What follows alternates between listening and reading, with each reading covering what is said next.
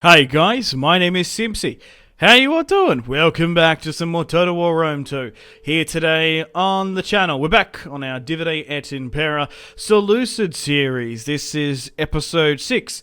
In today's episode, we're going to be declaring war upon the Macedonians and taking Alexander's throne for the Seleucids. So, if you like the sound of that, feel free to leave the video a like, subscribe if you're new around here with notifications on, let me know in the comments feedback and suggestions for the series and where you'd like me to expand and conquer. Seleucid III has come of age. We have a new important character. We'll adopt him into our line. Antiochus I, rip, put an F in the chat and comments. He's now dead. Antiochus II now rules the Seleucid Empire, and Seleucus II is currently, well, technically the heir once we swap it over. Seleucus III will inherit it after him. We have a strong Seleucid dynasty to secure the empire, unlike Alexander. So, we're going to be going against the Macedonians here today, after we finish our conquest in the peninsula. So, we currently have 4 full stacks in Arabia to unite it. We've been battling with Nabatea for the last couple of episodes, so we have 4 stacks down here now, and we have Antiochus II and Seleucid up in the north. So the prince and the king of the prince are north, and they can open up the Macedonian front. This is what we currently occupy: most of Egypt, most of the Middle East. Rome is quite huge now, which is cool. Macedon is expanding into like Illyria, but they are nowhere near as big as Rome. Even the Nervii have taken most of Gaul. Iberia is broken up. The Iceni have taken most of Britannia from what we can see. And Armenia hasn't even war decked us this series. They actually quite like us. So I've sort of kept them at an uneasy pace, along with Media to the north as well. But we're going to be able to intercept a full stack of the Macedonians here by the look of it. And Antiochus II will be able to unite Greece under a Seleucid Hellenic banner. So guys, I'm actually going to put in a pin in the campaign here today. We've hit episode 6. So if you want to see more episodes of this Seleucid series, we're going to hit my sort of set short victory conditions. If you want to see more episodes, support it. We'll do more. If not, we'll move on to something else. Do you guys want to see more Rome too? Maybe we can play as the Romans. Maybe even as Parthia. Maybe a barbarian faction. Or, alternatively, another strategy game we've Let's Played on the channel. Or something you think I might be interested in. Okay, so we're pushing against the last of the Arabians here. I just wanted to unite the peninsula. We have 12k pushing against the last of them. We had a really good fight against the Nabateans in the last episode. They gave us a bit of a run for our money, because taking Petra when they had 2 full stacks was kind of a little bit difficult just due to the topography of the battlefield we kept on facing against them. They still have Hagar there for us to take, but securing Arabia is always tough, just due to the supply chains as well. You really have to follow the road, or attrition just wrecks you. Okay, we're pushing down the road here now, just trying to finish off the last of the Arabians here. They just seem to be raiding within my territory here now. Look at just the amount of pestilence and plague we're getting. These 4 full stacks, have taken an absolute beating. But the provinces in Arabia are incredibly worth it. We just have to wait 2,000 years to get that oil, to be honest. But no, there's a lot of good spice resources and fish resources and even marble within Arabia at this time period. But Ma'in, the Arabian forces, have been defeated and subdued here today. Cleopatra Thea. Cleopatra Thea has risen to power, an important character. Now, that's not the Cleopatra, from what I understand. I think that's like a salute, because there's the Cleopatra, you know, the Mark Antony one and Caesar one. I'm pretty sure there was a lot more before her. I think this was like oh, I don't think it does look like her. I don't think it is, though. Cleopatra Thea. Alright. It is time to go to war with Macedon. They have taken Illyrian territory. They've actually pushed over the Danube. That's so weird. Maybe they were struggling against just territory, like armies in Attica. I just don't understand. Bactria is quite strong over there. The Indians haven't really pushed. The Swabi are quite big in Germany, but it's actually the Nervii who are up there now. Anyway, we also managed to take Thrace and the barbarian tribes in the last episode. We knocked out the Idrisian kingdom quite easily and the Tribali, but Seleucus II and Seleucus III are going to intercept a full stack of the Macedonians, and we will take Thessaloniki for ourselves. Athens has joined them. Looks like Epirus hasn't, and they've fled back. So they actually went closer to my province there. So the descendants of Alexander will be throwing back the Macedonian pretenders. So they have 4,100. We outnumber them 2-1. Let's throw them back. Now, looking at this army build, we do lack cavalry, we do lack elephants, and like Eastern Armenian archers. However, we do have some of the natives in. We've got some Thracian thorax swordsmen helping us out with the hammers of Hephaestion, with Seleucid III. He will eventually be our 4th faction leader if everything goes to plan. It's currently heavily raining.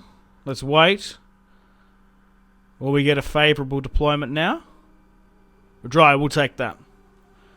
So once we defeat this Macedonian army, there's going to be very little resistance towards their capital of Thessalonica. My reinforcements are coming from the right, but it's quite strange that, what it'll be like 100 turns into the campaign now or so, maybe a little bit more, that Macedon has been struggling, but as soon as we push over the Bosphorus and take territory in Thrace, they've pushed into Illyria, they've actually pushed over the Danube. You'd think they'd maybe strike against the rebels. I don't know, what makes the AI be not so expansionist? Because whatever, in the Medieval Kingdoms 1212 AD, Brand McBourne sort of sub-mod, it seems to make it a lot more aggressive. Because you want to see conquering, you want to see kingdom building. Because Rome did it. Egypt was doing it. What made Macedon and a couple of others not do it in this playthrough? But there is Seleucus III. Already a little bit early on got a crown with him. My reinforcements are now coming in as well. But I quite like in this Seleucid campaign that instead of getting the RNG of good characters, we get these important characters with traits, because we can like adopt and have into our family. Because there's a lot of cool, strong and unique characters that we brought in. So I feel like the Alexander campaign, which it's a shame how that campaign went. The first couple episodes did really well and were fun, but basically it wasn't ready upon release and was incredibly broken. I think they've gone back and patched it now though. Maybe I should look going back to that. Just how things turned out. So here is the Macedonian phalanx. And they have a lot of it. No matter, we should be able to skirmish and rip away. These are not the phalanx that you should fear of Alexander's army. These are mere Macedonian pretenders. I'm sure even the pikes aren't even the same size that the ancient Macedonians had, because they were absolutely huge. Not so much now. We'll wait for our reinforcements to come up. We'll unite and then push. My secondary army, even though we outnumber them 2-1, it's not overly too professional. It's mostly made up of some barbarian units and some cheaper Greek to Thracian spears. We do have skirmisher supremacy, so they're probably going to charge us, which is good. So we'll try and pin them in place and wrap around with my cavalry as well. Slowly pushing here now. So for this series, we've managed to conquer the Egyptians, which took us a hell of a long time. The prince is now pushing to reinforce his son. But yeah, we knocked out Nabatea, we knocked out Pontus, the Galatians, the Thracian/barbarians. Now, we have an opportunity here today to take the heart of Macedon and destroy countless armies. Okay, they're now pushing up. They're still holding. Okay, we're right on the border of the battlefield there. So, let's unite up with all my infantry. I might even pull back slightly, just so we can reform up and then we'll charge. Because what we don't want is the enemy to push, attack, close the distance while we're reforming and got their backs. We got our backs to them, and we don't want them to catch us in a transition. So let's reform this slightly, putting our generals on the left and right to make sure we cover that Aurora bonus. Yeah, but they still seem to be holding their decent position. We're attacking them at the end of the day, but we should be able to skirmish them out adequately. Alright, let's move up. Oh, they seem to be counter-charging by the look of it. We didn't even get a decent volley off. We've rallied up and now we're now pushing. But they seem to be doing the same. They want to trade with pikes. So be it. Cavalry is trying to hit my right side there, but they didn't stop. But the Seleucids and the Macedonians are fighting for the successor kingdoms and Alexander's legacy. Seleucid heavy cavalry running down. Fear the Seleucid cavalry. Fear the companions. Right, now we're picking targets. We're wrapping around well. Yeah, we outnumbered them like 5-1 on that flank there. Try and get some of my archers to focus on the general. We might get some RNG if we can knock him out. But once, like, we can really set up a defensive border, and like we've got control of the north. We've like surrounded them, not deliberately, but just due to where they overextended, was incredibly fruitful for us. Once we knock out this, there's not going to be anything between. Yeah, there's not going to be anything between us and the capital. Yeah, and then there probably needs to be more penalties for betraying military allies like this. Like in like EU4, you know what I mean? Like coalitions can form, and like when you sign for peace, you can't break, because even with non-aggression pacts, when you break stuff, you can still do it in the next turn even if you want it anyway. You need to swing around here a little bit better because they're blocking you there. Because we've caught the Macedonians completely unawares outside my city. Continue to get more men around. Push and finish them off where you can. But the Macedonians have a huge disadvantage because of that overextension.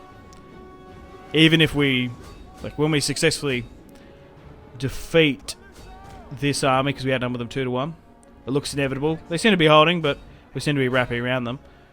Because they've got basically units stuck in Illyria and Dacia, they've got to deal with multiple fronts and weak territory in that overextension, because they have to come back, and we've got the defences laid, and Thrace is not a recently occupied territory now. We've got the defences in. So, what I love about DEI is as you expand and conquer, your army build reflects where you are. Now, we did take losses trying to take and push into, well, like Pergamon. Like, we had small attrition there at the edge of Asia Minor in Anatolia. But in those wars against the Thracians, we lost some quality hoplites, which makes sense. So, what do we get?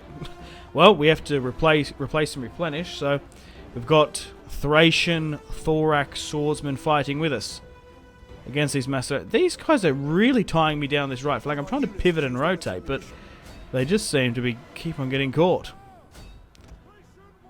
Come on, push up and around, please. Maybe they're just a little bit exhausted as well. Because at the moment, you can clearly see the Macedonians are getting the better of me. Come on, push down there where you can. Get a couple to pick off those individual units, but really want to wrap around those pikes. Because I wanted to skirmish a little bit more with my archers, but boom, they closed the distance big time. And now we're stuck into a pike frontal war, which they're probably going to win unless we wrap around quickly. We do lack cavalry in this army build, but that's fine. Maybe due to just because we had a lot of sieges in the north, and cavalry in DEI doesn't fare well in auto resolve. Okay, and they're still routing, but a couple of mine are as well. We just need to get that general RNG if we can, because they seem to be engaging. Push further down there. Continue to try and rotate you higher up.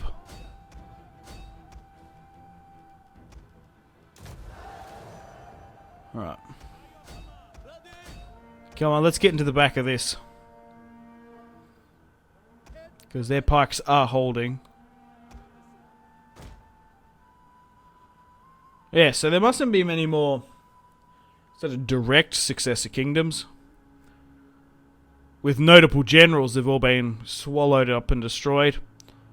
Obviously Ptolemy when we destroyed Egypt. And Seleucid and the Seleucids and his descendants are the main ones. There's like minor ones in Bactria and Pergamon and Macedon and stuff, but no major successor kingdoms now exist. Once we defeat Macedon and bring it under Seleucid control. Now you're here, and once you wrap around here, we should be able to cause a trickle, and then a flood. But so far, I've really enjoyed this Seleucid series. It's been a different and cool and unique series, because at the end of the day, variety is the spice of life. I've never actually played as the Seleucids before on Rome 2. I think due to DEI, we were dragged into a long war against the Egyptians, because they held their own. They even outnumbered us quite often. There was like 3-4 episodes back to back where it was make or break battles, and that's what you love about Total War. Like, the series is decided on these few battles, and fortunately enough for me, we were able to win. Probably due to just like the impassable terrain of the River Nile and just favourable forest terrain. So we've managed to surround the Macedonian hoplites here, or Macedonian. I've called them Macedon this entire series until then. I must be getting tired. Yeah, I chose Seleucid because it's easier. But it does sound cool. Seleucids. Far out, my frames are absolutely killing it here. Pike collision, maybe? I don't know what's going on.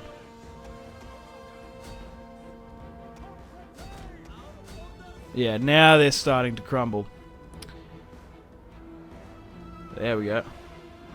And that's just how the cookie crumbles, eh? Alright.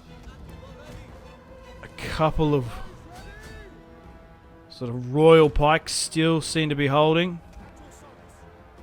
But for not much longer. Only 3 more Macedonian units are holding for now. Some medium melees. But it looks like the general managed to escape.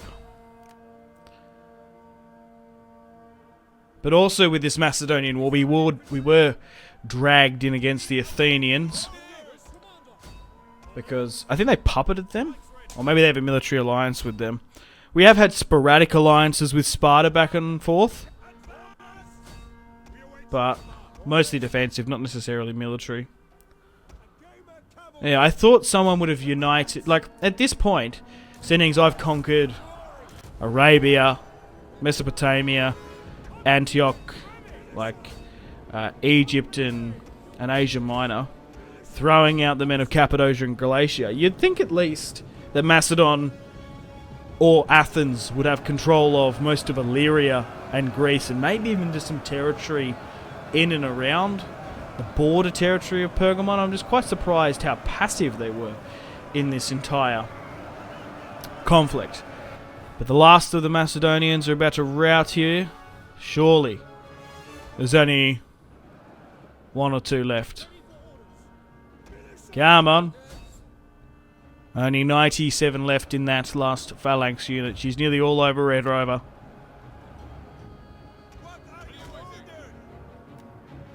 Hey. And they're in a full retreat. Rightio. Let's end that one there. A decisive victory for the Seleucids. 9k or so we deployed. Lost 2.1. The Macedonians deployed 4k and lost 3.4. Looking at the casualty stained and inflicted. Our hoplites did well holding, but it was the smaller military variant that came up. We did lose some thorax swordsmen, that's fine.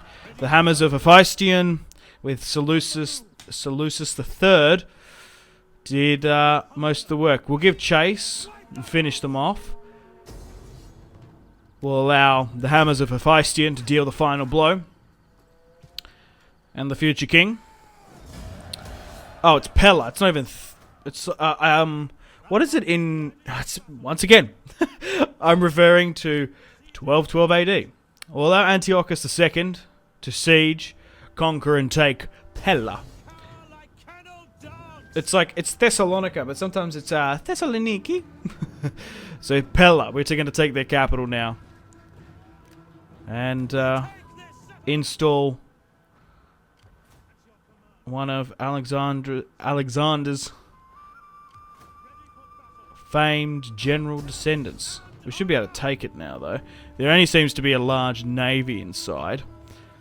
Antiochus II, even though he's going to sustain a little bit of casualties, I do need him to take the Macedonian settlement. Pella now belongs to the Seleucids.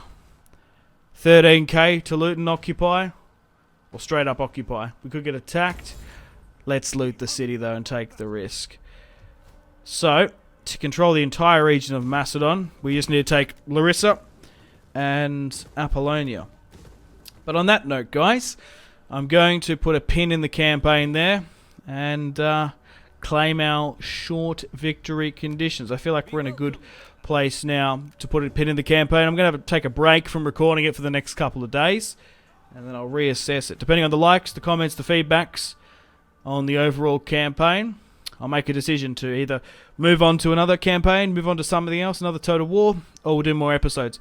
It's up to you guys as well. I could see myself doing more episodes, completely and utterly destroying the Macedonians, but they're probably not going to be able to do too much because they're just they're going to be like these Dacian / Macedonian barbs in the north, and they're probably not going to hold on to that Illyrian territory either. However, Sparta and Athens still has a lot of control in Attica, so maybe we can go for that. But Antiochus I, the second, Seleucus II, and third, our line and dynasty is secure. We've reforged and made Alexander proud and his legacy. But here is the campaign map, if you'd like to pause and have a look at it. And this is our military control. Thank you very much for watching. Stay tuned for more videos on the channel. Unfortunately, guys, it is time to end the video here. Thank you very much for watching. Like and subscribe if you haven't already. Let me know in the comment section down below your feedback for the series, and if you'd like to see more, that's the best way to ensure more content. Leave a dislike if you're not enjoying the series. Check out my social media links if you want to stay connected with me. Facebook, Twitter, and Instagram, all in the description below. Patreon and merchandise link in the description below, along with the Steam group. Come and join the community on Steam. And on that note, unfortunately, I have to end the video here. Thank you very much for watching once again. Make sure to take care of yourselves. Go out and have a fantastic rest of your day. My name has been Simpzy. Goodbye.